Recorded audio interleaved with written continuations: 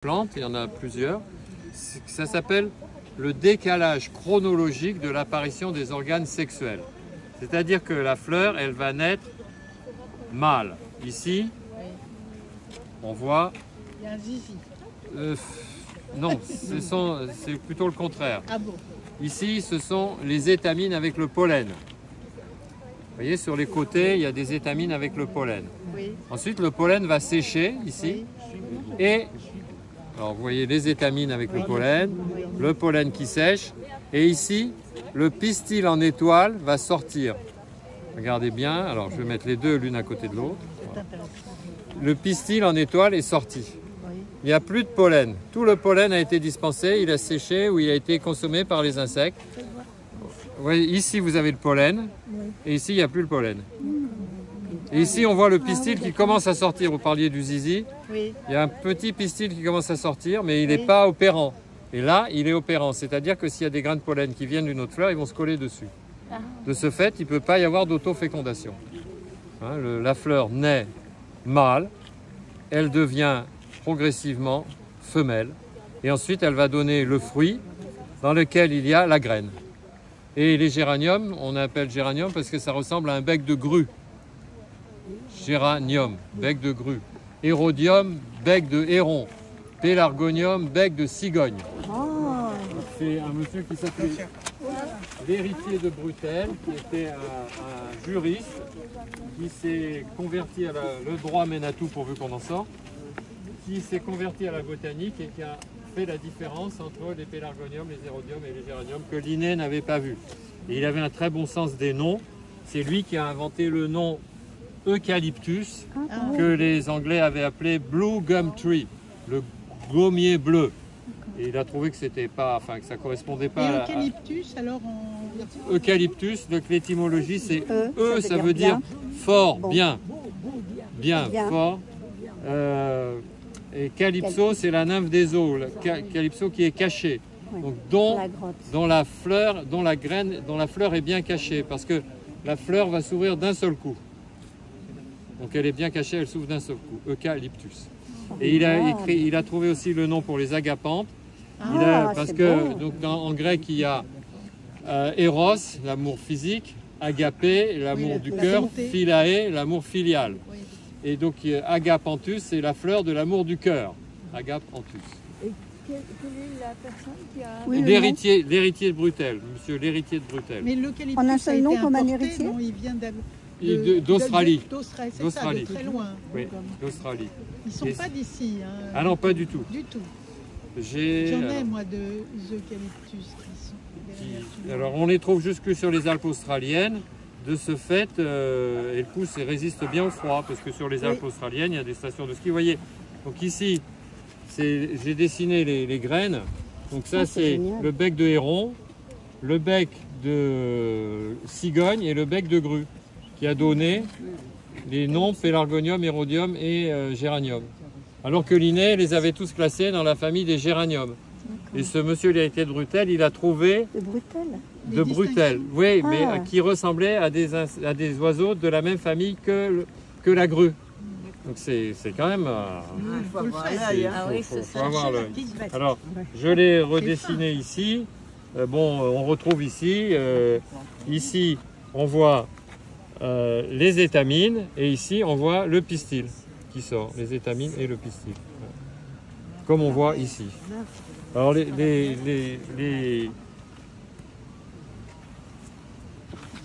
y a plusieurs... alors, on appelle géranium également les pélargoniums. On dit les géraniums de balcon. Bon, c'est la même famille, mais vous voyez que c'est pas... La fleur est un petit peu différente. Hein. C'est comme je vous ai dit. Grèce, hein, je crois. Ah non. Alors, les géraniums, alors les pélargoniums, qu'on appelle les géraniums des balcons, qu'on voit en Alsace, en Suisse, etc. Ça vient du Cap, de la province du Cap, en Afrique du Sud. Ça ne pousse que là. Et d'ailleurs, l'hiver, ils disparaissent chez nous parce qu'ils n'aiment pas le froid. Alors que les géraniums, on en trouve dans toutes les zones. Il y a un géranium sur le littoral français qui s'appelle le géranium sanguin, géranium sanguineum. L'herbe à Robert, c'est une mauvaise herbe qu'on trouve dans tous les jardins. Et puis, les géraniums bleus comme ceux-là, c'est les géraniums de l'Himalaya. Russell Pritchard, des grands botanistes anglais qui ont ramené ça au début du XXe siècle. Et après, on les a hybridés, les géraniums Rosanne, les géraniums Braveheart, pour avoir des plus grosses fleurs qui fleurissent plus longtemps. Et ils fleurissent au printemps, et en été, il suffit de les tailler, ils refleurissent en automne.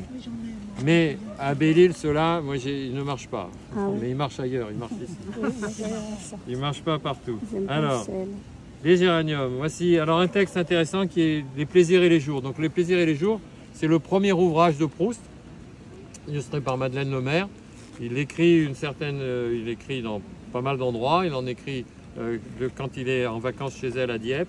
Et puis il en écrit aussi quand il va à Trianon. Il va souvent à Versailles. Eh ben voici, comme par hasard, Trianon. Alors c'est une sorte de... Donc c'est Hésiode, hein, Les travaux et les jours. Donc c'est un livre un peu de morale qui explique qu'il faut se bouger, enfin, etc.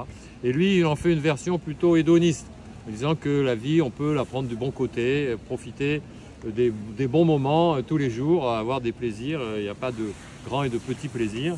Et ça fait partie de ces fameux plaisirs qu'il décrit. Il y en a un qui s'appelle Rêverie couleur du temps, hein, comme on peut avoir, c'est ce qu'il va nous raconter. Dans ce grand effeuillement de Trianon, seule la voûte légère d'un petit pont de géranium blanc, soulevé au-dessus de l'eau glacée, ses fleurs à peine inclinées par le vent. Certes, depuis que j'ai respiré le vent du large et le sel dans les chemins creux de Normandie, depuis que j'ai vu briller la mer à travers les branches de rhododendron en fleurs, je sais tout ce que le voisinage des eaux peut ajouter aux grâces végétales. Mais quelle pureté plus virginale en ce doux géranium blanc, penché avec une retenue gracieuse sur les eaux frileuses entre les quais de feuilles mortes. Donc ça, c'est du Proust, première version, dans Les plaisirs et les jours. On va retrouver encore, ça se passe encore à Versailles, les statues qui sur nos places publiques effraient comme des folles, rêvent ici dans les charmilles, comme des sages sous la verdure lumineuse qui protège leur blancheur. Les bassins au fond desquels se prélasse le ciel bleu luisent comme des regards. De la terrasse du bord de l'eau, on aperçoit sortant du vieux quartier du quai d'Orsay sur l'autre rive et comme dans un autre siècle, un hussard qui passe. Les liserons débordent follement des vases couronnés de géranium.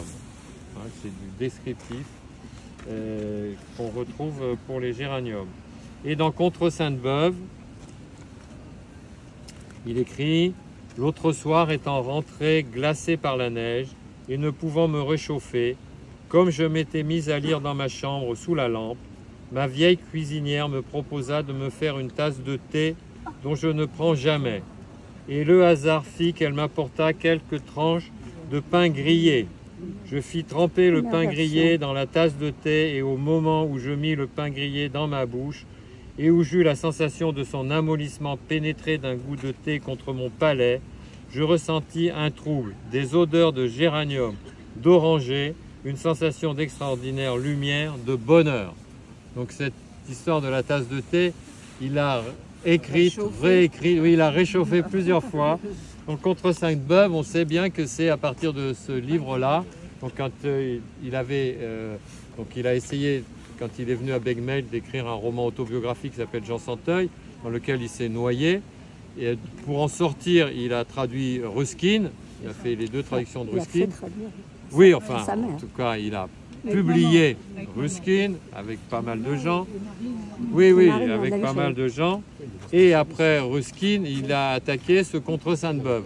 Et c'est pendant qu'il a écrit Contre Sainte-Beuve on a des lettres à Madame Strauss avec un seul S, dans lesquelles il dit « j'ai quelque chose, je sens quelque chose ». Et on retrouve donc la première version, en quelque sorte, vers 1908. Et c'est vrai que les premières versions, il en a fait beaucoup. Et je vais vous en lire une ici, qui est dans l'autre livre.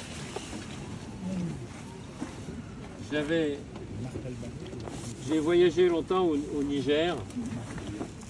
Et j'avais un sac à dos un peu plus gros que ça, mais dans lequel j'avais toujours une petite boîte de sardines, un peu de thé, un petit réchaud, du paracétamol, enfin de quoi pas mourir si j'étais paumé. Et un jour, un petit Africain, un petit Touareg m'a vu sortir tout ça de mon sac et il a dit « Anassa Agata Aboutiki Abataji ». C'est-à-dire le blanc, il a une boutique dans son sac. Parce que pour un Africain, il n'a rien. Hein, quand je partais, je cherchais un porteur, il y avait des gars qui étaient assis, ils n'avaient rien du tout, j'ai cherché un porteur, bah, moi je suis là. Quand est-ce que tu veux partir? Bah, tout de suite. Et tes bagages? Ah bah j'en ai pas. Donc pour moi, aujourd'hui j'ai une bibliothèque. Et alors, le texte dont je vais vous parler, c'est un texte que vous allez reconnaître, dont la première version a été écrite, on a la certitude, parce qu'elle a été écrite sur du papier à lettres d'un hôtel, et c'est Hôtel du Commerce, propriétaire Jules Petitjean, Le Palais Morbihan. Donc Proust est venu passer 3 jours à Belle-Île avec Reynaldo Hahn, il était malade, ça s'est très mal passé, enfin il n'en a pas gardé un souvenir ému. Il pensait voir Sarah Bernard qui n'y était pas, et pendant qu'il était donc dans cet Hôtel du Commerce, qui est un des seuls à l'époque qui n'avait pas de vue sur mer, et qu'il était malade, etc., et qu'il partageait cette chambre avec Reynaldo, c'était assez récent, donc ça devait être un peu compliqué. Il a crevé une bulle de ressentiment qui datait de son enfance, et il a écrit cette page-là, donc on est en 1895. « Mon enfance s'est misérablement agitée au fond d'un puits de tristesse. Un des chagrins qui assombrit les soirs de mon enfance, c'est quand maman ne vint pas me dire bonsoir avant que je m'endorme dans mon lit. Ce baiser dans mon lit, c'était pourtant le viatique, la petite offrande que les anciens attachaient aux morts dans sa tombe pour qu'il fît sans effroi le sombre voyage. Après avoir goûté longuement aux joues de maman, elle m'embrassait, et ce baiser posé sur mon front restait là comme un doux calmant qui, à travers la frange de mes cheveux d'enfant, endormait doucement ma petite âme. » Donc ça, il écrit en 1895, et quand il va faire la version du côté de chez Swann, donc vous parliez de 1908, c'est 1910, quelque chose comme ça, donc c'est genre 25 ans plus tard, il va ressortir ça, et il va en faire une version plus vivante, où il va la mettre en scène avec sa mère qui reste en bas, etc. Et lui, il envoie des messages à Françoise pour que... C'est ça. Hein. Et, alors ça, c'est dans les 75 feuillets qui ont été donc retrouvés par Nathalie Draillon-Mauriac. Et en 2001, c'était un carton à chaussures qui, 2021, que Bernard de Fallois n'avait pas retenu. Il avait gardé pour chez lui. Oui, c'est ça, il n'avait pas retenu pour le publier. Et elle a eu accès à ce carton avec 75 feuillets, dont beaucoup sont en fait des brouillons. Mais celui-ci, surtout pour un Belle-Îlois, il est très très intéressant parce qu'on ne savait pas où il avait logé. Un Proustien Belle-Îlois.